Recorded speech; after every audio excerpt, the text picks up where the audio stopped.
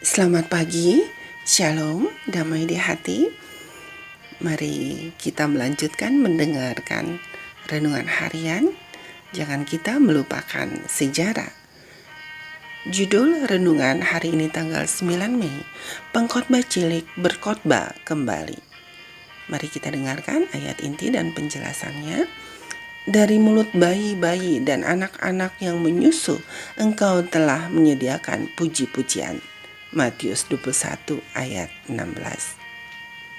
Saudaraku, pengkhotbah muda itu tentu saja takut bertemu dengan pendeta-pendeta, dan apa yang ditakutkannya itu menjadi kenyataan ketika seorang pendeta yang telah membatalkan pertemuannya memutuskan untuk mengunjungi Loughborough dan hadir dalam pertemuan informal yang dilaksanakan dengan mereka yang telah menghadiri pertemuan-pertemuan sebelumnya.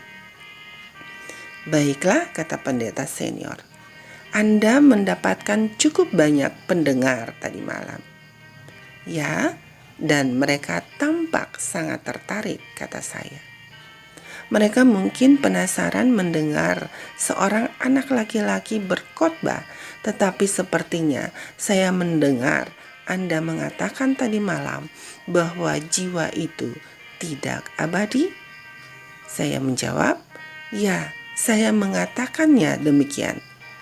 Dia kemudian bertanya, tetapi bagaimana dengan hukuman akhir, yaitu mereka tidak akan mati dan akan menderita selamanya? Saya terkejut dan berkata, saya tidak tahu kalau ada ayat yang mengatakan seperti itu. Mungkin separuh kutipan Anda ada di Alkitab, dan separuhnya lagi dari buku nyanyian metodis. Dengan sangat bersungguh-sungguh, dia bersikeras. Saya katakan, apa yang saya kutip ada di dalam Alkitab. Itu ada di pasal 25 dari kitab Wahyu. Saya menjawab, saya kira yang Anda maksudkan adalah pasal 25 dari kitab Matius. Separuh ayat-ayat itu ada di sana. Di situ disebutkan bahwa orang jahat akan menerima hukuman kekal. Oh ya, itu betul. Tidak apa-apa.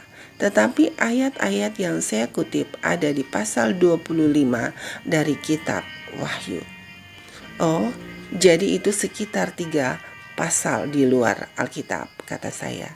Karena kitab Wahyu hanya terdiri dari 22 pasal. Boleh saya pinjam Alkitab Anda dan saya akan menunjukkannya, katanya. Yang mengejutkan semua orang, ia terus mencarinya, tetapi berakhir dengan rasa malu. Pada saat itu, ia mengembalikan Alkitab dan minta diri, sambil mengatakan bahwa ia ada janji untuk pertemuan lain. Kita mungkin tersenyum mendengar kisah yang agak sederhana itu, tetapi kisah itu mencerminkan fakta bahwa agama di daerah terpencil dan daerah perbatasan di Amerika abad ke-19 seringkali cukup primitif. Para pendeta di daerah pedesaan seringkali belajar sendiri. Dan itulah yang terjadi dengan para penganut Advent dan para pencela mereka. Dalam konteks seperti itu, pengetahuan Alkitab yang cukup memang sangat diperlukan.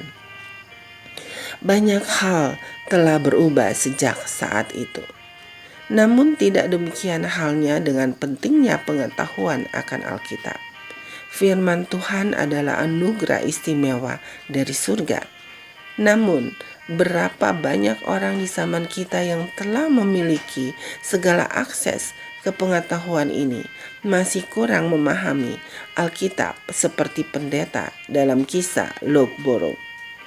Tidak ada waktu yang lebih baik daripada hari ini untuk menjadikan belajar Alkitab secara teratur sebagai bagian dari kehidupan kita sehari-hari. Demikianlah renungan harian hari ini. Tuhan Yesus memberkati. Amin.